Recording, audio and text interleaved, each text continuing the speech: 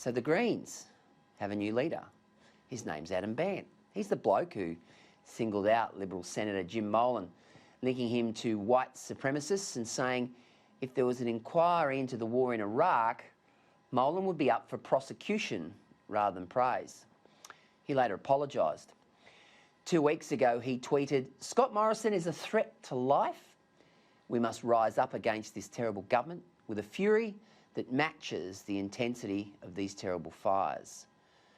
He also tweeted, "Morrison's love of coal has contributed to these fires."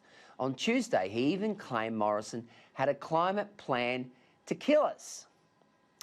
Scott Morrison's plan is for at least 3 times as much pain, 3 times as much suffering, and 3 times as many deaths at least. He's never apologised for those claims, linking bushfires to LNP climate change policy, while we all know crazy green-inspired ideology on stopping backburning has been the major source of adding fuel to the fires. I think Bandt will be an election liability for the Greens. He's so out of touch, he's so out there with his policies. He'll even turn off anyone remotely flirting with the prospect of voting for the Greens instead of the major parties.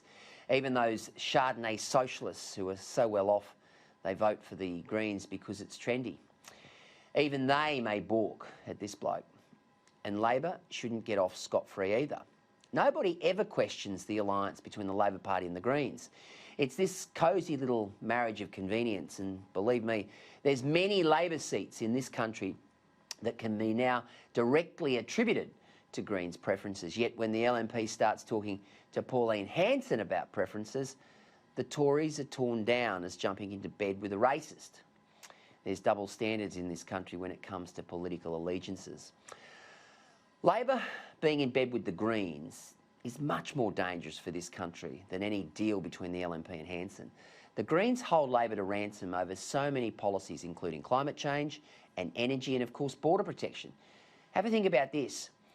The Greens demigod, Bob Brown, he rolled into Clermont just before the last election in Queensland, telling locals to get another job and abandon mining.